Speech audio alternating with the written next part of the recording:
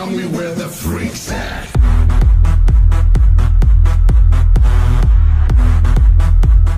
Public safety are the preeminent functions of government. National security and public safety are not simply factors to be considered in the administration of some broader policy objective. National security and public safety are the ultimate policy objectives. The safety and security of our fellow citizens should be the driving force behind all decisions that we make as representatives. And as representatives, it would be incongruent for us to undertake any act or fail to undertake an act calculated to jeopardize the safety and security of those who sent us here in the first place. People do not employ us to represent them so we can take risk with their security. They send us here to put their security at the top of our constitutional to-do list. This country has a rich and long history of welcoming those fleeing persecution. We have a long and rich history of liberating those suffering under oppression. We are the most welcoming country in the world, and we are the most generous country in the world. And we help those in need both here and abroad, and we administer that aid in greater quantities than anyone else. Our country has welcomed over 3 million refugees since 1975. We consistently provide aid to those in need. We provide protection for those who cannot protect themselves, and we provide a defense for those who are defenseless. Regrettably, the world we find ourselves in is imperfect and seemingly becoming more imperfect. It is because we are free and secure and an orderly society rooted in public safety that we have the liberty of being generous to other people. Rather than address the underlying pathology that results in displaced people, those in charge of our foreign policy seem more interested in treating the symptoms. There are refugees from the Middle East and Northern Africa because those regions are on fire and riddled with chaos, and our bright lines and policies of containment and smart power, or whatever we call it today, have failed. Terrorists took the lives of over 100 innocent people in France and injured many more for no other reason than the fact that they could. They killed 100 because they couldn't kill 1,000. And their objective is evil for the sake of evil. It is murder for the sake of murder. It is wanton and willful violence, premeditated depravity, calculated to take as many innocent lives as possible. The acts of barbarism committed against the people of France are the latest in a long line of malevolent acts committed against innocents. And that line is not likely to be over. CIA Director Brennan said what happened in France was not a one-off event. We also know ISIS terrorists are intent on finding ways to attack America and our allies, including here.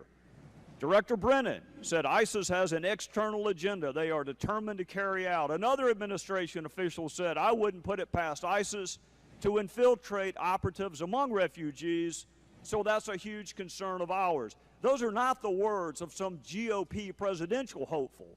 Those are the words of our very own intelligence officials who serve this administration. The president has said he's too busy to debate the critical issue, and unfortunately what passes for debate in this political day and age is some absurd conclusion about widows and orphans. It is precisely that kind of hyper-partisan conclusion designed to cut off debate rather than discuss foreign policy that has united this country in only this one fact. We have no idea what our foreign policy is in the Middle East. The people I represent are kind and generous, and they are asking this administration and this president one simple question.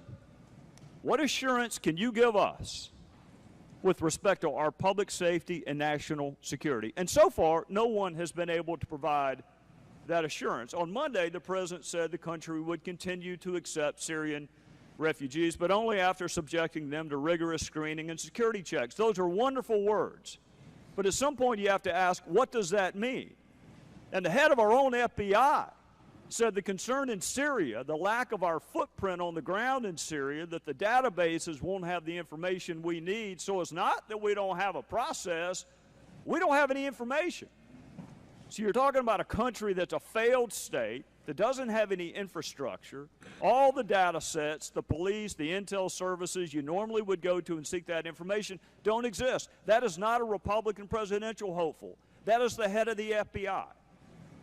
He also said we can only query against that which we've collected. And so if someone has never made a ripple in a pond in Syria, or I'll add any other place, in a way that would get their identity or their interest reflected in our database, we can query our database until the cows come home. But nothing will show up because there is no record on that person. Lastly, he said, I can't sit here and offer anybody an absolute assurance that there's no risk associated with this. So the question then becomes, what amount of risk is acceptable? If our experts are telling us this is not a risk-free endeavor, and few things in life are, but someone's going to need to tell me and the people I work for what amount of risk is acceptable when you're talking about national security and public safety.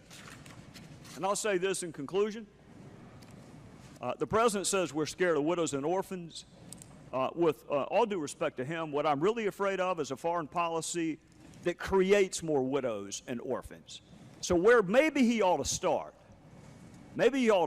is a foreign policy in the Middle East, including Syria, where people can go back to their homelands, which is their preference, go back to their homelands. Maybe you ought to defeat that JV team that you thought you had contained. That would be the very best thing you could do to help people who aspire to a better life.